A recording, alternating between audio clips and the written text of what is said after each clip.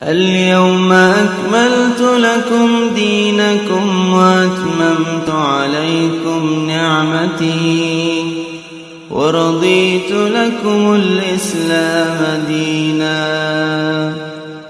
بسم الله الحمد لله كفى وسلام على عباده الذين اصطفى أما بعد.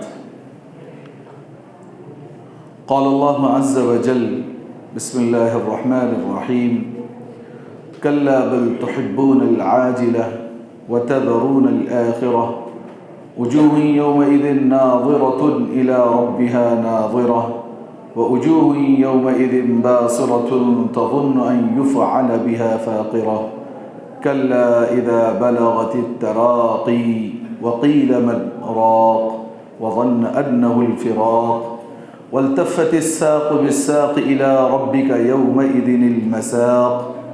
صدق اللہ العظیم. قابل قدر احترام معزز سامعین،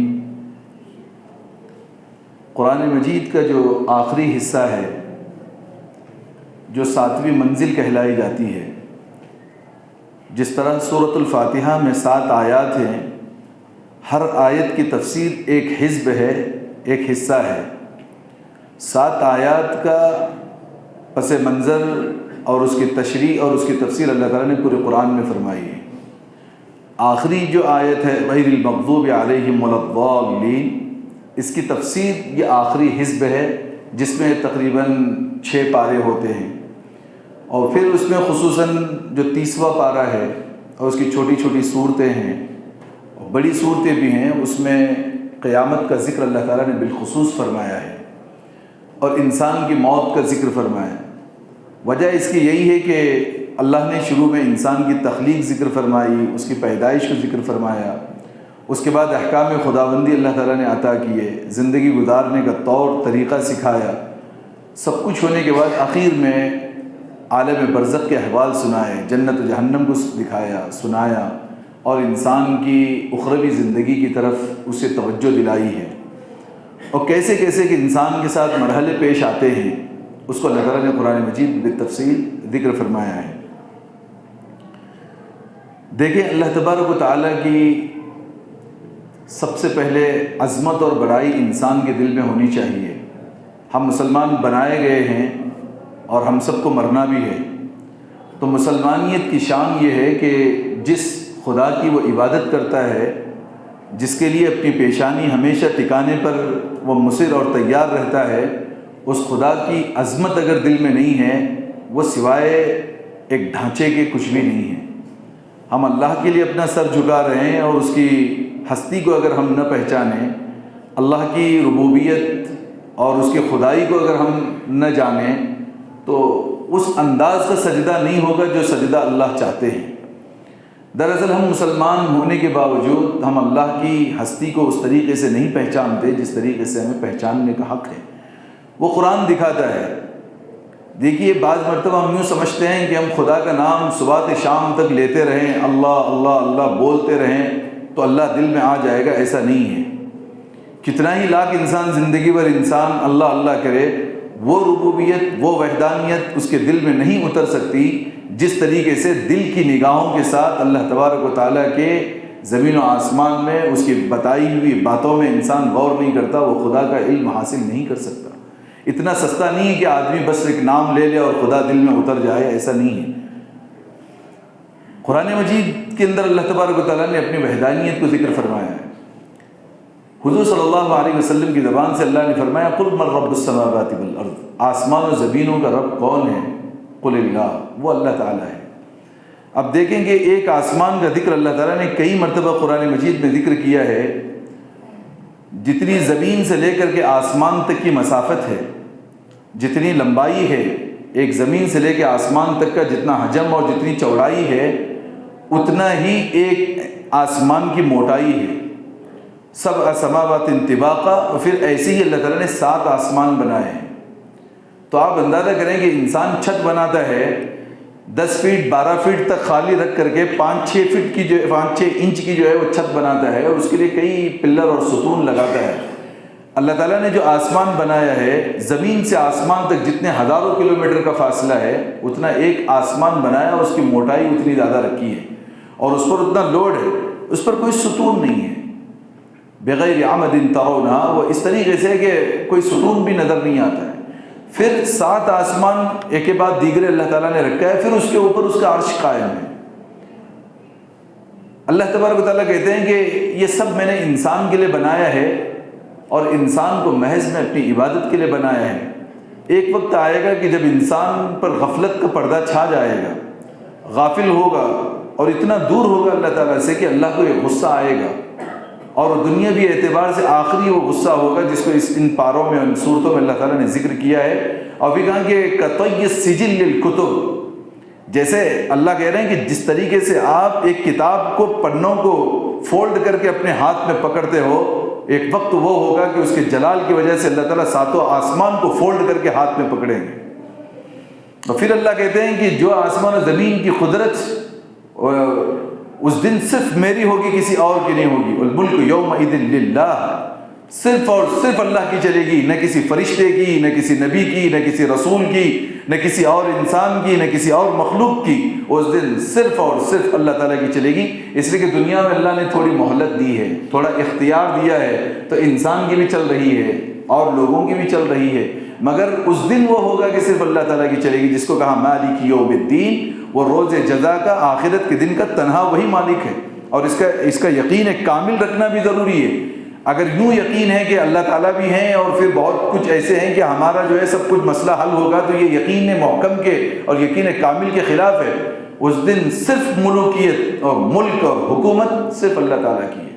اس دن اللہ تعالیٰ پورے آسمان کو جو ہے وہ پنوں میں پکڑنے کی طرح ایک ہاتھ میں پکڑیں گے، اور پھر 3 صورتوں میں اپنے جلال کا اور غصے کا اظہار اس طریقے سے کیا اور قسم کھا کر کے کہا۔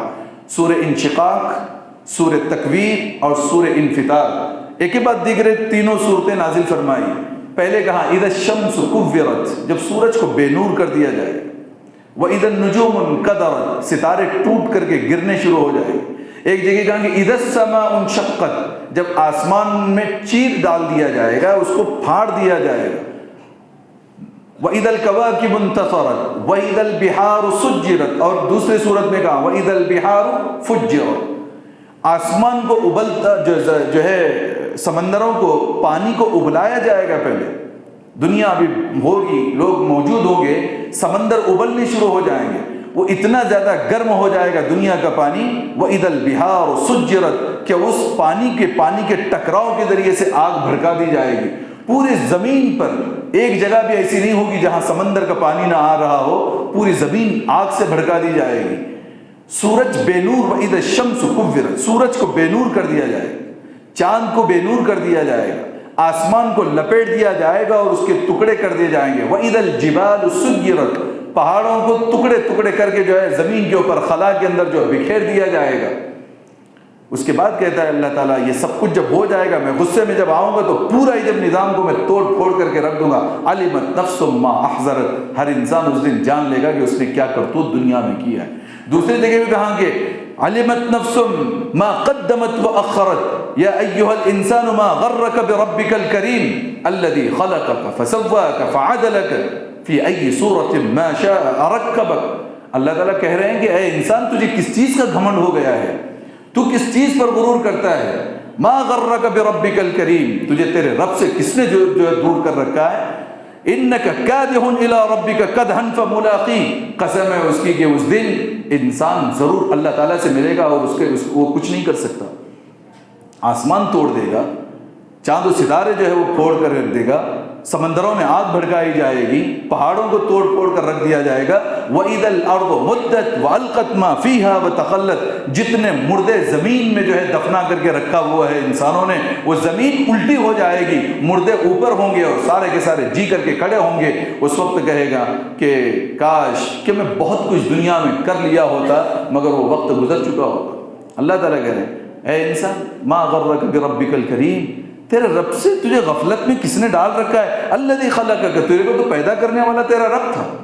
فسواک، تجھے ٹھیک ٹھاک بنایا اس نے، آنکھیں صحیح جگہ پہ رکھی، ناک ٹھیک ٹھاک رکھی، ہاتھ و پیر رکھے، دماغ دیا، سوچنے کا اور سمجھنے کا سلیقہ عطا کیا۔ فسواک فعدلک، فی ای صورت ما شاء رکبک، جس طریقے سے خوبصورت چہرے میں انسان کو ڈھالنا تھا وہ اللہ نے ڈالا ہے، نہ ہمارے ماں باپ نے ڈالا ہے، نہ کسی نبی رسول نے ڈالا ہے، ہمیں اللہ نے بنایا ہے۔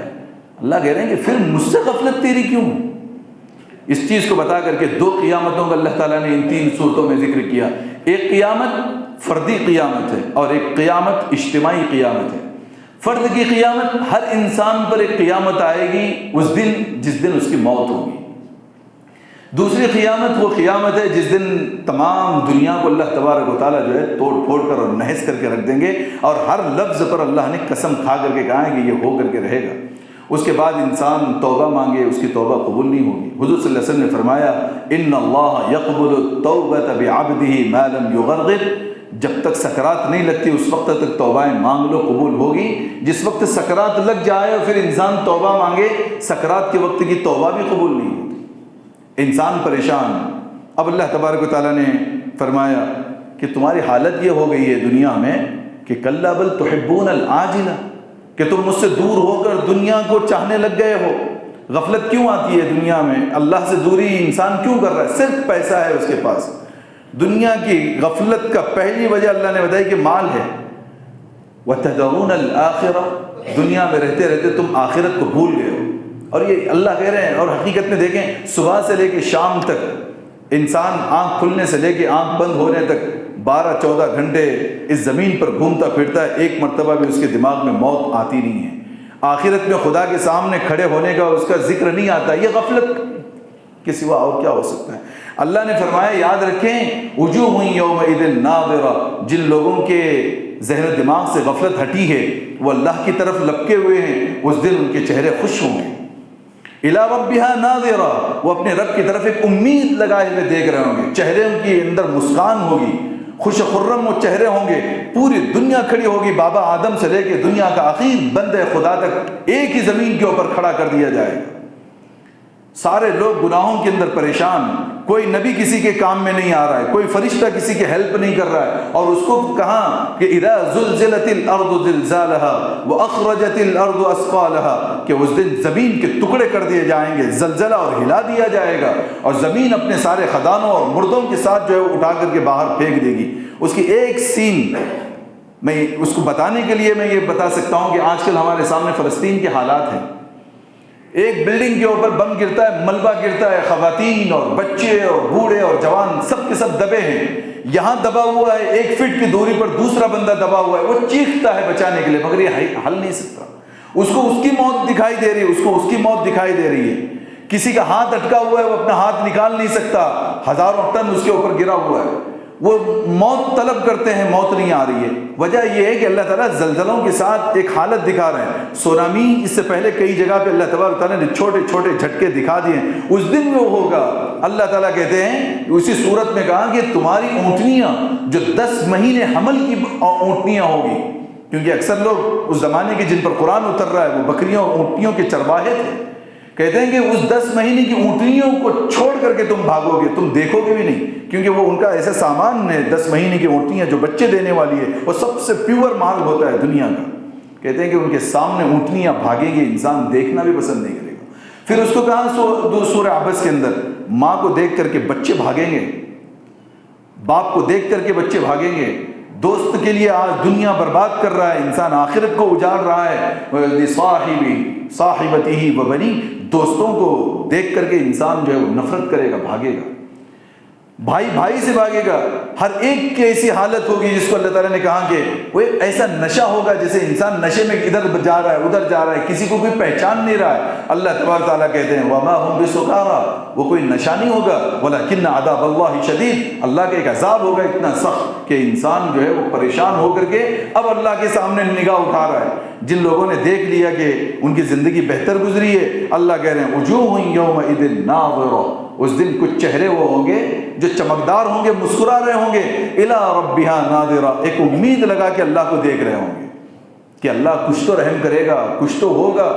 کوئی کسی کے کام نہیں آ رہا ہے، سب پریشان ہے۔ ذرا اس منظر کو سوچیں ذرا، اسی کو مراقبہ کہتے ہیں کہ آدمی آنکھ بند کر کے اس منظر کو جو ہے وہ امیجن کرے، تصور کرے کہ ساری دنیا کے لوگ پڑے ہوئے ہیں اور ایک کوئی کسی کی مدد نہیں. اس دن والملک یومئذ للہ، واحد اللہ تعالیٰ ہوگا جس کے ہاتھ میں سلطنت. وہ چاہے تو معاف کرے گا، وہ چاہے تو عذاب دے گا. اس کے چاہنے کو کوئی روک نہیں سکتا، اس کے عذاب سے کوئی چھڑا نہیں سکتا، اور اس کی جنت کو دینے کو کوئی روک نہیں سکتا. وہ صرف اسی کا مسئلہ.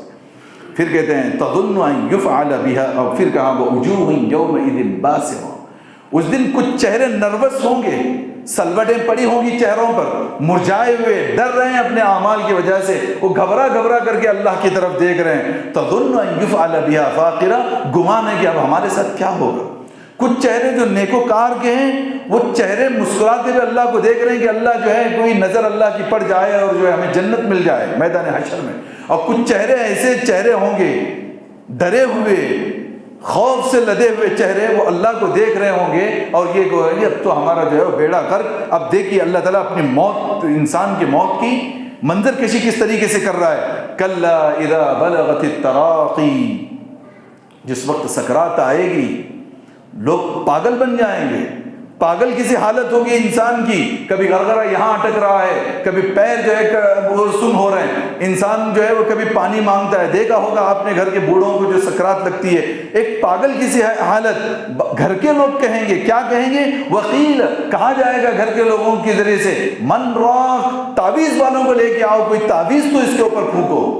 ہوتا ہے کہ نہیں ہوتا ہے؟ صاحب یہ ہاسپٹل میں دکھا رہے ہیں کچھ نہیں ہو رہا، فلاں سے وہ کیا ہے، فلاں مولانا کی تعویذ سے کچھ وہ ہو جائے گا، فلاں حضرت کی تعویذ سے. اللہ اس کو کہہ رہے ہیں وقیل من راق، ڈھونڈا جائے گا تعویذ والوں کو کہ ان کے اوپر تعویذ کی جائے. وظن انہ الفراق، گھر کے لوگ یہ سمجھ رہے ہیں کہ کوئی تعویذ پھونکے گا تو اس کا جو ہے اس کی تکلیف دور ہوگی. یہ دماغ میں گمان کر رکھا ہے. والتفت الساق بالساق، حالت یہ ہوگی انسانوں کی پڈلیاں ایک دوسروں کو جمنا شروع ہو جائیں گی، ملنا شروع ہو جائے گی. موت کی کتنا ہی موٹا انسان ہو، دیکھو مرا ہوا جب پڑا ہوا ہے دونوں پیر اس کے ملے ہوئے ہوتے، جب سوتا ہے تو چوڑا ہو کے سو رہا ہے، مشرق و مغرب کی طرف پیر پڑے ہوئے ہیں اس کے. جب چت لیٹتا ہے زمین کے اندر اپنے آپ کو خوددار سمجھتا ہے تو اکڑ کے سوتا ہے انسان. اللہ کہہ رہے ہیں والتفت الساق بالساق، جس دن مرنا ہے اسے، اس دن ان کی دونوں پڈلیاں ایک دوسرے کو سمٹی ہوئی ہوگی. تب سمجھ لو کہ اس وقت میں سکرات چل رہی ہے، پیروں کو اللہ جکڑا رہے ہیں اس کے. پھر الی ربک یومئذ المسآق، اللہ تبارک تعالیٰ اپنے طرف اسے کھینچ رہے ہیں. فلا صدق ولا صلی، مگر دنیا میں نہ کبھی ہماری باتوں کی سچائی جانی، نہ اس نے کبھی نماز کی پابندی کی. اللہ نے قرآن کے اندر ایک بات اللہ بتا رہے ہیں، سچ مانا ہی نہیں قرآن کو، قرآن پڑھا ہی نہیں پوری زندگی، قرآن کے اندر گھسنے کی کبھی کوشش ہی نہیں کی. اوپر کے جو ہے تلچھٹ جو آتی ہے نا کبھی تیل کی تلچھٹ کی طرح ہلکا سا اتنا سا اسلام جو ہے ادھر ادھر سے لے کر کے سمجھ رہے ہیں کہ مسلمان ہیں. پورا کے پورا قرآن اسلام ہے.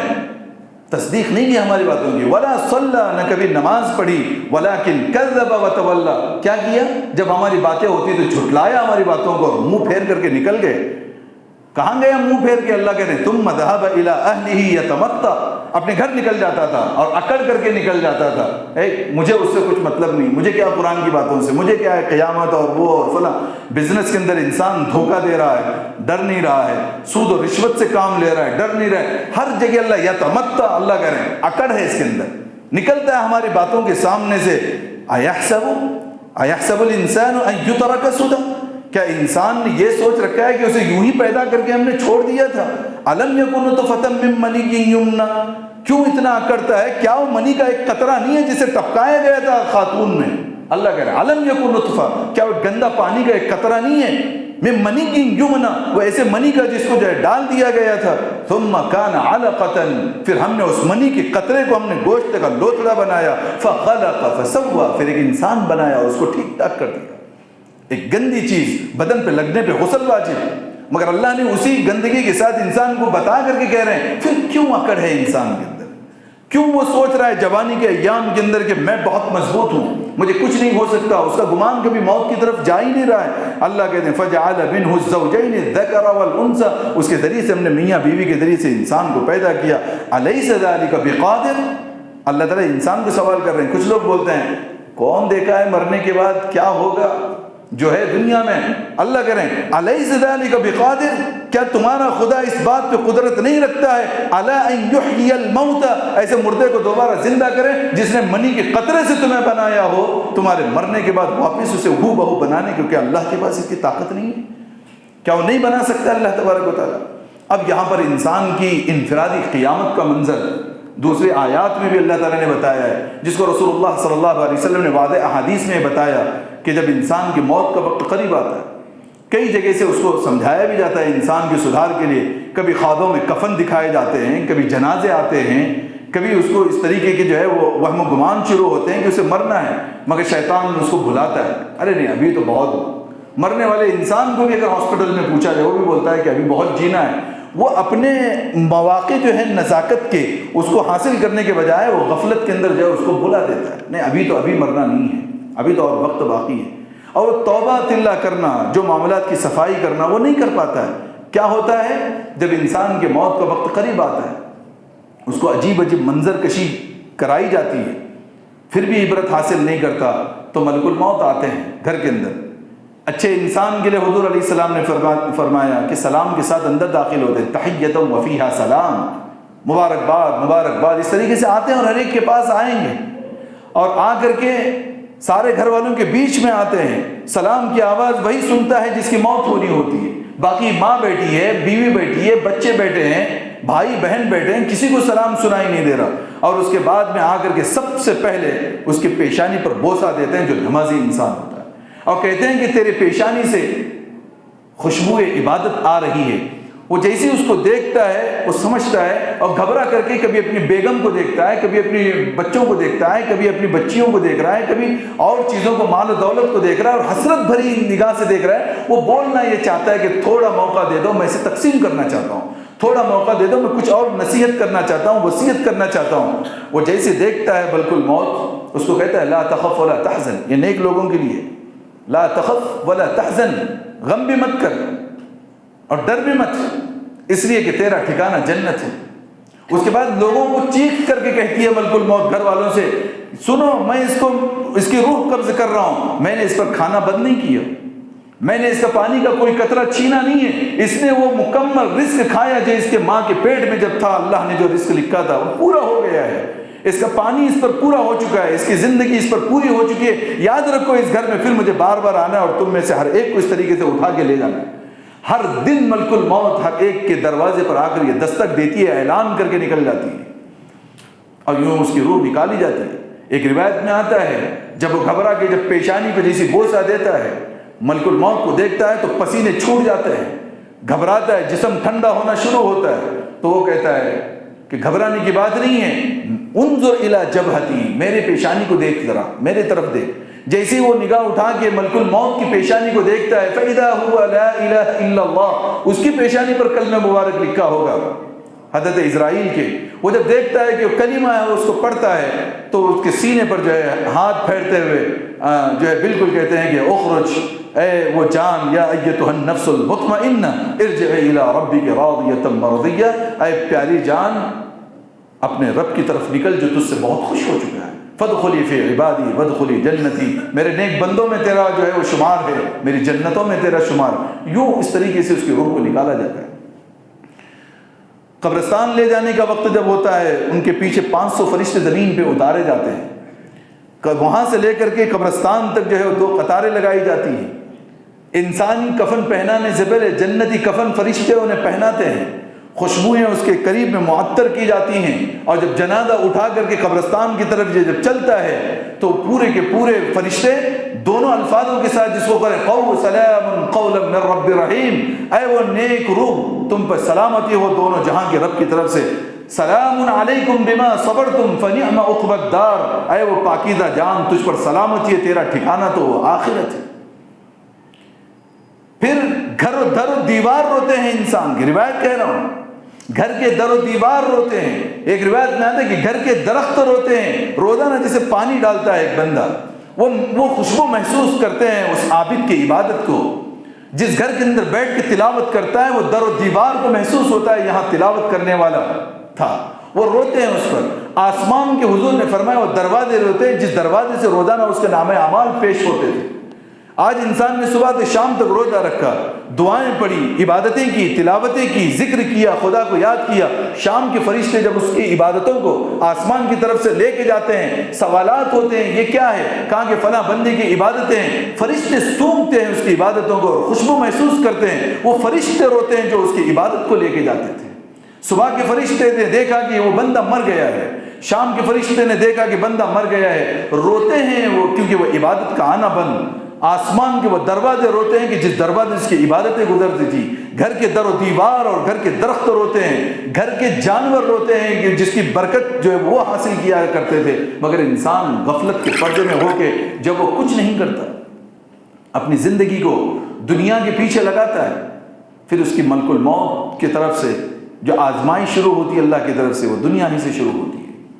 حتیٰ کہ ایک واقعہ، تفصیلی واقعہ حضرت سعد بن معاذ رضی اللہ عنہ کا، یہ واحد صحابی ہیں جو اسلام لائے سب سے پہلے مدینہ المنورہ میں، اور جام شہادت نوش کیا، ہاتھ پہ بہت گہرا زخم لگا، خون بہتے بہتے جو ہے وہ شہید ہوئے، حضور کے کندھوں پہ جان گئی، حضور صلی اللہ علیہ وسلم کے بدن مبارک پر پورا خون اترا، آپ نے وہ کپڑا بدلا، نماز پڑھنے کے بعد میں دیکھتے ہیں رو رہے ہیں، صدیق اکبر نے پوچھا تو کہا کہ 70,000 فرشتے سعد بن معاذ کے جنازے میں اترے ہیں اور اتنی بھیڑ ہے ان کے جنازے میں کہ مجھے جانے کی جگہ نہیں مل رہی ہے۔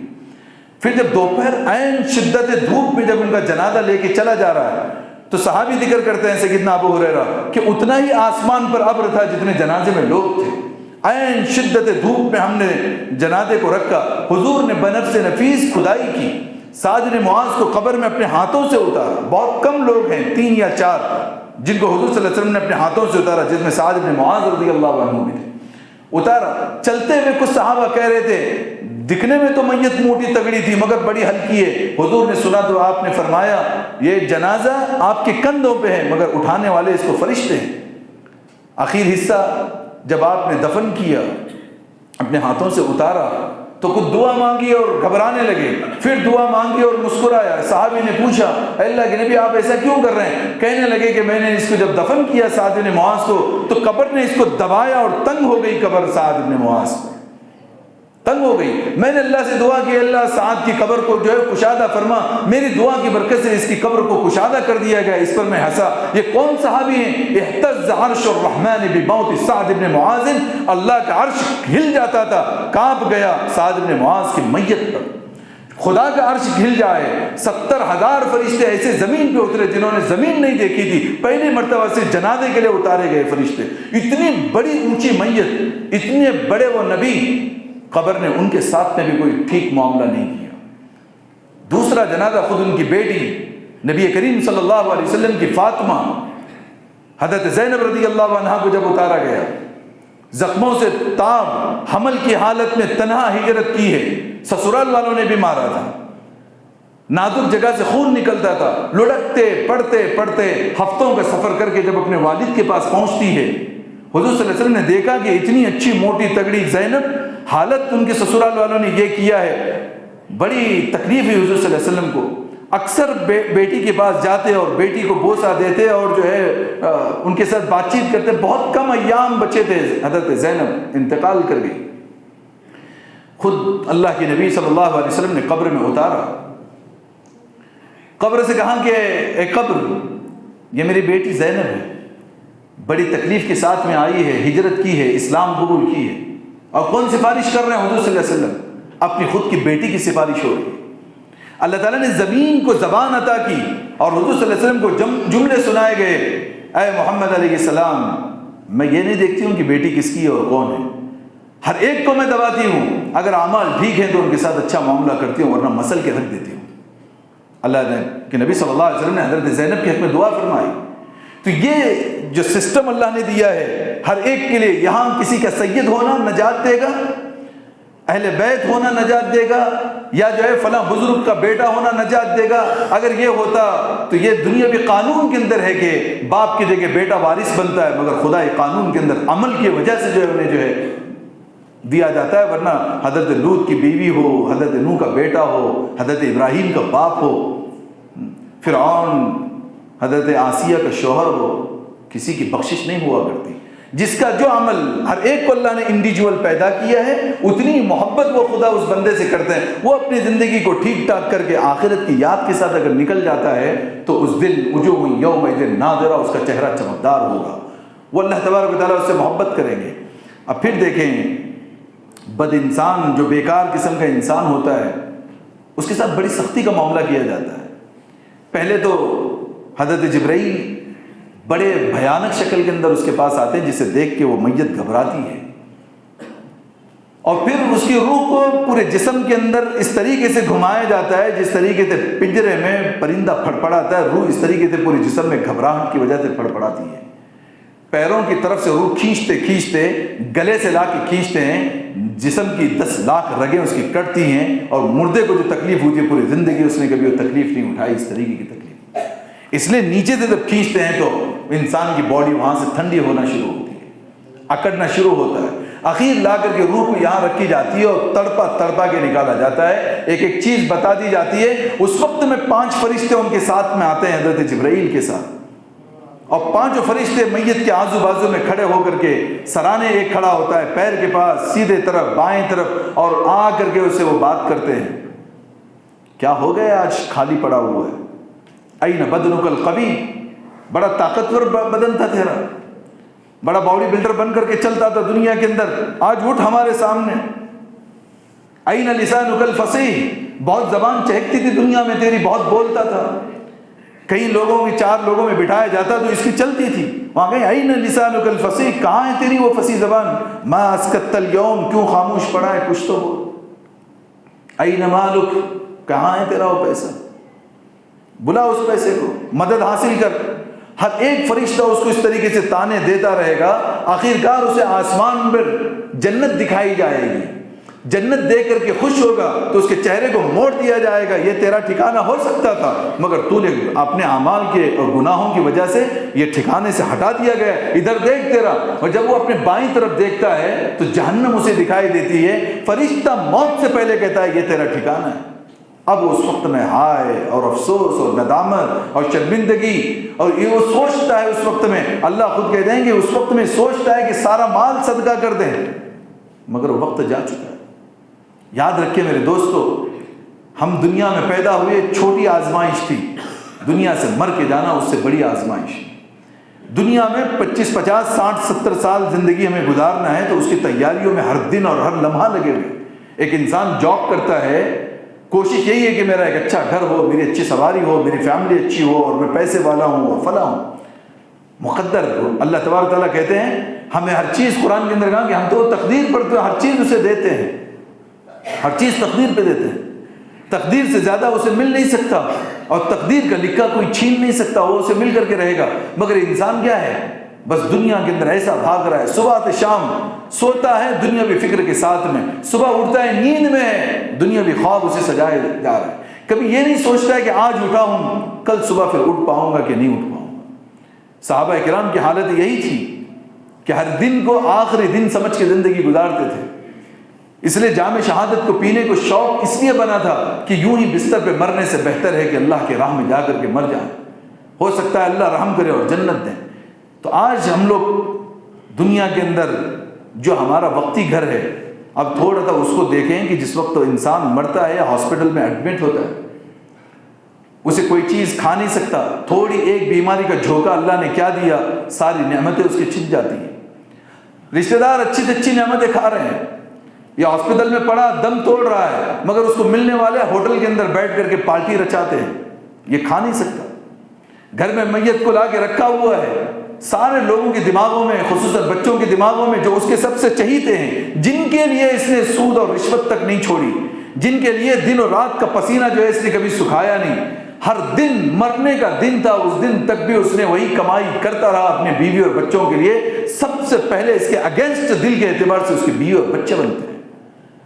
خاندانوں اور نسلوں تک کورٹ اور کچہریوں میں لڑائیاں اسی وجہ سے ہوتی ہیں کہ میرا اتنا اور تیرا اتنا. کیوں کیا تھا اس انسان نے جس پر خاندان در خاندان لڑائیاں جھگڑے چلے اور اس کے کچھ ہاتھ حاصل نہیں آیا. اس کے لیے حضور نے بڑی پیاری بات کہی، جو انسان نے کھایا وہ اس کا ہے، جو کھا لیا وہ اس کا ہے، جو پہن لیا وہ اس کا ہے، جو چھوڑ رکھا ہے وہ وارث ہوگا.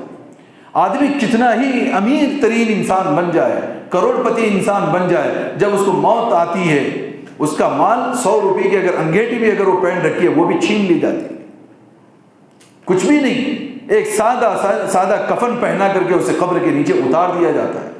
اتارنے کے وقت میں بھی کوئی یہ محسوس نہیں کرتا کہ تھوڑی دیر کے بعد جو ہے اس کی حالت کیا ہوگی۔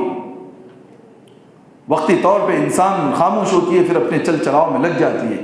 جس بیوی کے لیے انسان خدا سے غافل رہا، وہ بیوی 4 مہینے کے بعد اپنا دوسرا نکاح کرنے کے لیے تیار ہوتی ہے۔ جو بچوں کے لیے پوری زندگی اللہ کو ناراض کیا، وہ بچے اسی مال کے اندر عیش کرتے ہیں جو اسے دکھایا جاتا ہے کہ دیکھ تیرے اس مال نے تجھے کیا سلا دیا۔ اسی کا مال گنجے سانپ کی شکل میں اس کے گلے میں لپیٹ کر کے اس کے چہرے کو کاٹے گا اور کہے گا کہ میں ہی تیرا مال ہوں جس کو تو نے دنیا میں جمع کرنے کے لیے کوئی کسر باقی نہ رکھی تھی۔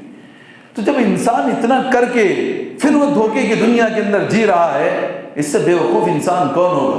حضرت عثمان غنی رضی اللہ عنہ کی یہ حالت یہ ہوتی کہ ہر دن قبر پہ جاتے تھے، ہر وقت قبر پہ جاتے، کیونکہ ہونا بھی یہی ہے کہ جب ہم چھوٹا سا ایک مکان جب بناتے ہیں، اس کے گڑھا کھودنے سے لے کر کے اس میں جا کے رہنے تک ہر دن ہر فیملی جاتے رہتی ہے۔ آج دیوار کھڑی ہو رہی ہے، آج اس کا پلسٹر لگ رہا ہے، آج اس کی ٹائلز ہو رہی ہے، آج اس کا پینٹ ہو رہا ہے، اور خوش ہو رہے ہیں جس میں سے چند سال رہنا ہے اور مر جانا ہے۔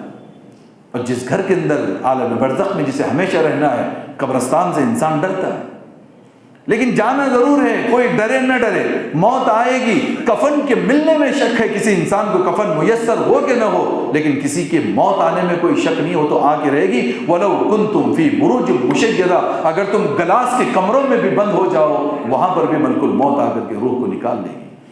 تو جانا ہے تو یہ رمضان اس لیے آیا تھا، قرآن اس لیے سنایا گیا تھا کہ اس کی عبرتوں پر ہم غور کریں، اس اللہ کی باتوں پر غور کریں اور اپنی زندگی کے رخ کو صحیح کریں۔ دنیا میں کمانے سے منع نہیں ہے، خوب کمایا جا سکتا ہے، اچھی زندگی گزاری جا سکتی ہے، منع اس سے نہیں ہے، منع اس سے ہے کہ انسان دنیا کماتے کماتے خدا کو ہی بھول جائے۔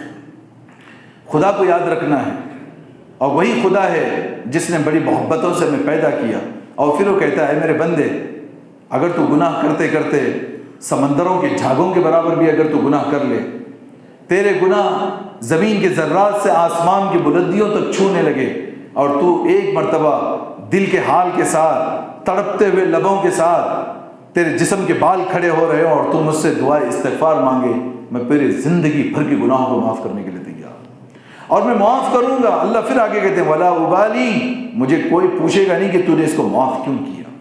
وہ ایسی رحمت اپنے اندر سمیٹا ہے، وہ کسی بد کردار کو یہ نہیں دیکھتا کہ زندگی بھر کی زانیہ عورت اس کو میں معاف کر دوں، معاف کر دیتا ہے۔ 100 قتل کرنے والے انسان کو بس اچھی نیت پر اسے معاف کر دیتا ہے۔ رحمت خدا بہانہ نہیں جویت، اللہ کی رحمتیں صرف بہانہ تلاش کرتی ہیں کہ اس نے اپنے ہاتھوں سے پیدا کیا اور اٹھا کر کے اسے جہنم میں ڈالے، اسے اچھا نہیں لگتا۔ مگر بندہ جب اکڑتا ہے، گناہوں پر جو جرت کرتا ہے، اللہ سے جب غافل ہوتا ہے، اب اللہ پھر اسے جو ہے وہ جہنم کی طرف لے جاتے ہیں، مگر وہ احساس شرمندگی میں ڈوبتا ہے اور پھر اپنے بڑھاپے کا خیال رکھتا ہے، تو پھر وہ ہے کہ انسان گناہوں سے بچتا ہے۔ تو پہلا کام یہ ہے کہ انسان اپنی موت کو زیادہ سے زیادہ یاد رکھے، اور خصوصاً ان ایام کو یاد رکھے جس ایام کے اندر اس کی کچھ نہیں چلتی، وہ ہے بڑھاپا، جس کو ایک مثال دی گئی کتابوں میں۔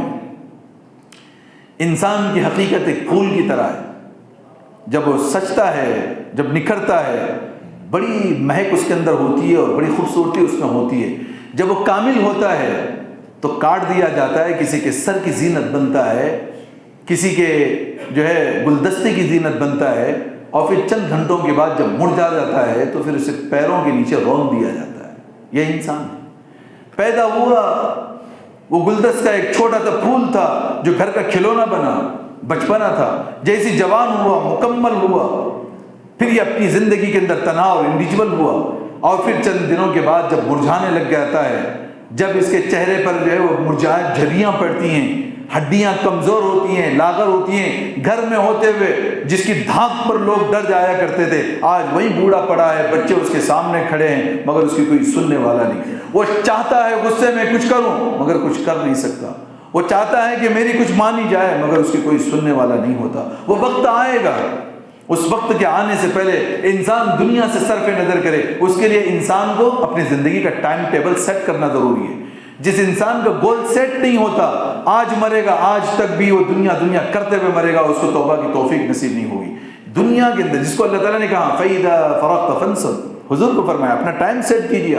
فَإِذَا فَرَغْتَ فَانْصَبْ وَإِلَىٰ رَبِّكَ فَارْغَب. جب آپ کا مشن کمپلیٹ ہو چکا ہے، آپ نے دعوت ایمان پوری دنیا کو پہنچا دیا ہے، اب آپ فارغ ہو جائیے، ہٹ جائیے اب وہاں سے. فَإِذَا فَرَغْتَ فَانْصَبْ، کتنا پیارا لفظ اللہ نے کہا، آپ فارغ ہو جائیں. فَانْصَبْ، نصب کہتے ہیں زمین میں جو ہے کھونٹا مارنے کو، جسے بیل باندھا جاتا ہے نا، وہ بیل کتنی طاقت سے کھینچے وہ کھونٹا نکلتا نہیں ہے، وہ کہا فَانْصَبْ، آپ گاڑ لیجیے اپنے آپ کو.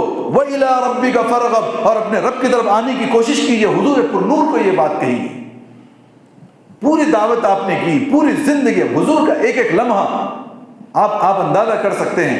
غفلت کی ایک چیز بھی اس زندگی میں نہیں تھی. ایسے نبی برحق کو خاتم النبیین کو کہا جا رہا ہے فَإِذَا فَرَغْتَ فَانْصَبْ وَإِلَىٰ رَبِّكَ فَارْغَب. ہمیں کیا کرنا چاہیے؟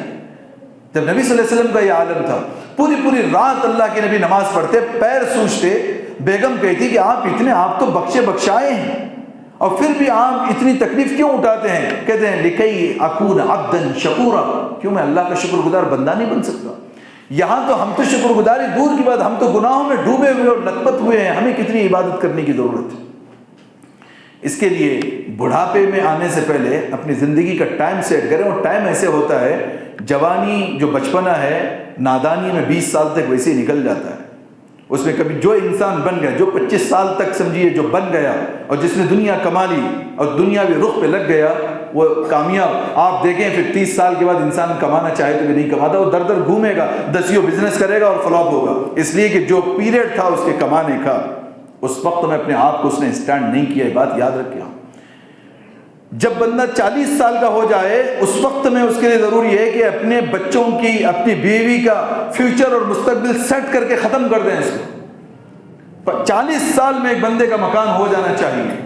اس کے بچوں کا بزنس، اس کے بچوں کی زندگی، ان کا ایجوکیشن کا پورا فارمیلٹی اس کے پاس ریڈی رہنی چاہیے اور تحریری انداز میں ہونا چاہیے. ہم بس بچے ہو رہے ہیں، بڑھ رہے ہیں، کہ کسی باپ کو پوچھو آپ کے 2-4 بچے ہیں، ہر ایک بچے کا فیوچر کیا ہے اس پیرنٹ کو پتہ ہی نہیں ہے. اس کو پتہ ہی نہیں میرے 4 بچوں کو مجھے کیا بنانا ہے. بس پاگلوں کی طرح زندگی جیے جا رہا ہے. اپنی بھی زندگی ویسی، وہ بچے دیکھ رہے ہیں، باپ ایسا تھا، ہم بھی ایسے، اس کے بچے ایسے، جنریشن بائی جنریشن غفلت ہی غفلت آتی جا رہی ہے. پھر جب بندہ 50 سال کا ہو، اللہ تعالیٰ کہتے ہیں انبت الیہ الانابہ، میں میری محبت اس کے دل میں ڈالتا ہوں. 50 سال تک تو انسان کو پوری زندگی کا معاملہ سیٹ کر کے پبلک سے جو کٹ جانا چاہیے. کس انداز کی پبلک سے؟ اب کیا ہو رہا ہے ہمارے یہاں پہ، اس کو سمجھانے کے لیے بتا رہا ہوں. ایک خاتون کو اگر دیکھیں، نکاح ہو گیا 25 سال میں، بچے ہو رہے ہیں، بچے ہوئے، ان کو ٹیوشن، ان کو اسکول، ان کو فلاں کرتے کرتے جو زندگی گزری. بیٹیوں کے نکاح ہو گئے، اب ان کے ڈیلیوری چالو کر دیا. ایک کی ہو گئی تو دوسرے کی ہو گئی تو تیسری کی ہوئی تو پھر دوسری. اس طریقے سے موت تک بھی جو ہے اسی جھمیلوں میں ہے. نہ کبھی توبہ کی توفیق ہو رہی، نہ خدا سے پیار کرنے کا وقت مل رہا ہے. نکاح کے بعد حضور نے فرمایا اب بچوں کا ہمارا کوئی تعلق ہی نہیں رہتا ہے. جس دن نکاح کرا دیا، بچوں کے والدین سے دنیاوی اعتبار سے تعلق ختم. وہ ڈیلیوری جس کو دیا گیا ہے وہ شوہر کی ذمہ داری ہے، ہاں ان کی نہیں ہے کہ اس کے پیچھے لگے. اب کیا کرنا ہے؟ آدمی آخرت کی فکر کی طرف راغب ہو جائے، قرآن پاک کو پڑھنا شروع کرے، اندر گھسے، قرآن پاک کی تفسیریں پڑھے، احادیث مبارکہ کو پڑھے، اور تھوڑی دیر، تیسرا کام کیا کرنا ہے؟ ہر دن تھوڑی دیر ایک سوچ اللہ کے لیے بنانی ہے. وہ بڑے بڑے علماء نے اپنے اپنے حساب سے بتائیں، آپ اپنے حساب سے بھی کر سکتے ہیں، جس کو لفظ مراقبہ کہتے ہیں. سوچ، وہ سوچ کیا ہے؟ کسی اندھیرے گھر میں بیٹھ کر کے تنہائی کے اندر آنکھ بند کر کے اللہ کی قدرتوں کو اور اپنے جسم کے اندر غور کریں. اللہ نے کہا تدبروا یا اولی الالباب، تفکروا یا اولی الابصار. دل کی آنکھ سے دیکھنا ہے انسان. حتیٰ کہ ایک جگہ آیت ہو نسویہ بنانا، تم یہ سوچتے ہو کہ اللہ کیا ہے، تم غور کرو انگلیوں کے پوروں میں بھی. نسویہ بنانا کہتے ہیں ان انگلیوں کے پوروں کو. وہ فنگر پرنٹس بھی پوری دنیا کے کروڑوں انسان کے ایک دوسرے سے میچ نہیں کرتے، وہ اللہ نے بنایا ہے. اس کی لکیروں کو دیکھو کتنی باریک لکیریں، مگر کسی ایک دوسرے سے میچ نہیں ہو سکتی. یہاں کا ہو کہ امریکہ کا انسان ہو، کبھی اس کا تھم پرنٹ جو ہے وہ ایک جیسا ہو نہیں سکتا، اس کے آئی بال ایک جیسے ہو نہیں سکتے. وہ خدا کتنا بڑا ہوگا جس نے اربوں انسانوں کو پیدا کیا، مگر ان کی فنگر پرنٹ ایک دوسرے سے کبھی میچ نہیں ہو سکتی. اس کا آسمان کتنا بڑا، اس کی زمین کتنی بڑی، اس کے خزانے کس ان گنت ہے، اس کو تنہائی میں بیٹھ کر کے انسان اپنے جسم میں سوچے، اس کی قدرتوں میں غور و فکر کرے، اور تیسرا حصہ اپنی قبر کو سوچے۔ آج بغیر پریس کے کپڑے نہیں پہنتا انسان، آج بڑی اچھی خوشبوئوں کے ساتھ میں رہتا ہے، اچھے جو ہے وہ چیزیں اور شیمپوز استعمال کرتا ہے، اے سی کے اندر رہنا جو ہے پسند کرتا ہے۔ ایک وقت وہ ہوگا کہ وہ قبر کے گھر کے اندر وہی ایک کپڑا ہوگا جو چند دنوں میں ختم ہوگا۔ آج انسان کھانے کی کوشش کرتا ہے اچھے سے اچھے، کل وقت وہ ہوگا کہ کیڑے مکوڑے اس کو کھائیں گے۔ آج بہترین کپڑے پہنتا ہے، کل ننگا ہوئے جو ہے وہ اپنی قبر کے اندر پڑا ہوگا، کیڑے مکوڑوں کی آماج کا بن چکا ہوگا۔ آج اس کے پکارنے سے ہزاروں لوگ کھڑے ہو جاتے ہیں، کل وہاں چیخنے پر کوئی سننے والا تک نہیں ہوگا۔ تو وہ گھر جب آنا ہے، اس گھر میں جب پہنچنا ہے تو اس کی تیاری ضروری ہے۔ وہ اتنا سمپل نہیں ہے کہ بس انسان جو ہے بس چند وقت کی نماز پڑھ لیا، چند وقت جو ہے وہ چند دنوں کے روزے رکھ لیا اور چھوٹے چھوٹے دین کے کام کر لیے تو ختم ہوا۔ نہیں، اللہ نے فرمایا ادخلوا فی السلم کافہ، مکمل اسلام کے اندر داخل ہونا ضروری ہے، مکمل داخل ہونا۔ تھوڑے تھوڑے اعمال پر تھوڑی تھوڑی باتیں سنائی جس پر ہم سمجھ رہے ہیں کہ ہم پورے شان و شوکت کے مسلمان ہیں، یہ ہمارا ایک دھوکہ ہے اور ہمیں دھوکے میں رکھا گیا ہے۔ اس دھوکے سے باہر آنے کی ضرورت ہے۔ اللہ نے آنکھیں دیے، وہاں قیامت کے دن کوئی لچر عذر نہیں چلے گا، صاحب ہم یہ نہیں جانتے تھے، ہم وہ نہیں پڑھ سکتے تھے، ہم کو یوں نہیں بتایا گیا، ہم کو وہ نہیں۔ ہر انسان کو اللہ نے عقل سلیم عطا کی ہے، اس کو فطرت سلیمی پر جو پیدا کیا گیا ہے، اس کو اپنے دماغ سے سوچنا ضروری ہے کہ ورنہ یہ قرآن کیوں اتارا گیا، حضور کی زندگی کو 23 سالہ زندگی کو اتنی مشقتوں کے ساتھ کیوں رکھا گیا۔ جب انسان سیرت کا مطالعہ شروع کرے گا تب لگے گا کہ آج تک میں پاگل تھا، اب اللہ نے مجھے عقل مند بنایا۔ یہ بات نوٹ کریں اس کو، سیرت کا مطالعہ۔ میں قسم کھا کے کہتا ہوں کہ ہم جو ہمارے سراؤنڈنگ میں دیکھ رہے ہیں، حتیٰ کہ جہاں جہاں سلیبس میں پڑھائی جاتی ہے وہاں پتلی سی ایک آدھا کتاب کے علاوہ کوئی سیرت نہیں ہے، پتہ ہی نہیں لوگوں کو سیرت نبی صلی اللہ علیہ وسلم کیا ہے۔ سال میں ایک مرتبہ عید میلاد کے جلسے میں بچوں کی ایک آدھا تقریر سننے سے سیرت پتہ نہیں چلے گی۔ ہر دن ایسی عشق کے ساتھ حضور کی سیرت کو پڑھنا ضروری ہے، تب تک چینج نہیں آئے گا لائف میں۔ روزانہ شام میں بیوی کو وقت دیتا ہے ایک بندہ، بچوں کو وقت دیتا ہے، کاروبار میں 8-10 گھنٹے بیٹھا ہوا ہے، بس پیسہ کر رہا ہے، ایک آدھا گھنٹہ حضور کی سیرت نہیں پڑھ سکتا۔ ایک آدمی روز 1 گھنٹہ سیرت پڑھے، کم سے کم اسے 10 سال چاہیے حضور کی سیرت کو پڑھنے کے لیے۔ اتنی لمبی سیرت ہے حضور صلی اللہ علیہ وسلم، سیرت انبیاء جس کو اللہ تبارک تعالیٰ قرآن کے اندر جو ذکر کر رہا ہے۔ قرآن مجید اس سے بڑا بحر بے قرار اور بڑا سمندر ہے، اور ہم نے جو ہے کبھی پڑھنے کی کوشش نہیں کی۔ ہم کو وہی سمجھایا گیا بس رمضان میں آؤ، یعلمون تعلمون جو ہوگا بس سنو اور گھروں کو چلے جاؤ۔ یہ جہالت ہے، جہالت یاد رکھیے۔ جب تک انسان اللہ کی کتاب کے اندر گہرا گوتا نہیں لگائے گا، اس کے رموزات، اس کے ارشادات، اس کے فرمودات، اس کے نصیحتیں، اس کی وصیتیں انسان کو پتہ نہیں چلے گی۔ تو آج سے ایک نیت کر لیں، رمضان اس لیے اللہ دیتے ہیں کہ انسان کی ایک جو ہے سوچ اسے انسان کو تبدیل کرتی ہے۔ ایک انسان کی سوچ، یہ سوچ پیدا کرو کہ اب جتنی زندگی بچی ہے اللہ کی کتاب میں گم ہو جائیں گے اور اللہ کے نبی کی سیرت میں گم ہو جائیں گے۔ جو وقت ہے بیوی بچوں کو دے دیں گے، مگر یہ وقت جو پوری زندگی کام آنا ہے اس کے لیے ہم نے کبھی وقت نہیں دیا تو دینا ہے۔ سوچ پہ ایک بات بول کے میں اپنی بات اختتام کی طرف لے جاتا ہوں۔ سوچ کتنی اونچی ہوتی ہے انسان کی، اور انسان کو اللہ نے کتنا اونچا بنایا۔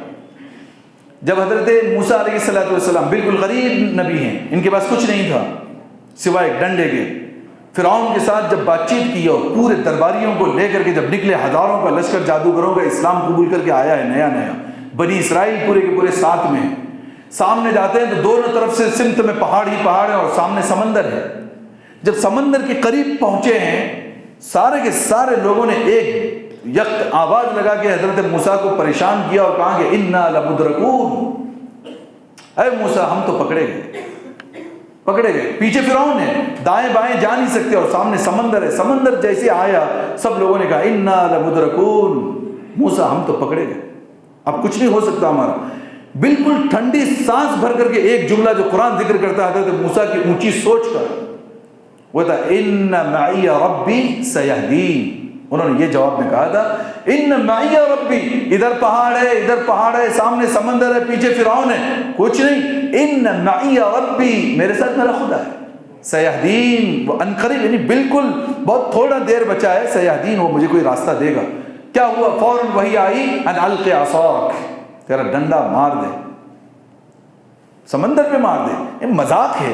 اتنا بڑا ٹھاٹے مارتا ہوا سمندر، رات کا وقت ہے اور بس لکڑی مارنا ہے اس پہ، مارا تو جب پانی کھڑا ہو گیا کہ دونوں طرف پہاڑوں کی طرح، کالطود العظیم، اللہ کہہ رہے ہیں ایک دیواروں کی طرح، بڑے بڑے پہاڑوں کی طرح پانی رکا ہے، زمین خشک ہو جاتی ہے ایک سیکنڈ میں، ہزاروں بنی اسرائیل اس سے گزرتے ہیں، ہزاروں کا لشکر فرعونیوں کا بیچ تک آتا ہے، وہ ادھر پار ہوتے ہیں، اللہ تبارک و تعالیٰ سمندر کو ملا دیتے ہیں ایک لکڑی پر۔ یہ کس وجہ سے ہو؟ لکڑی میں کمال نہیں تھا، وہ حضرت موسیٰ کی سوچ میں تھا، ان معی ربی سیہدین، میرے ساتھ میرا خدا ہے مجھے نجات دے گا، وہ ایمان کا لیول چاہتا ہے اللہ تعالیٰ، تب جا کے جنت ملتی ہے۔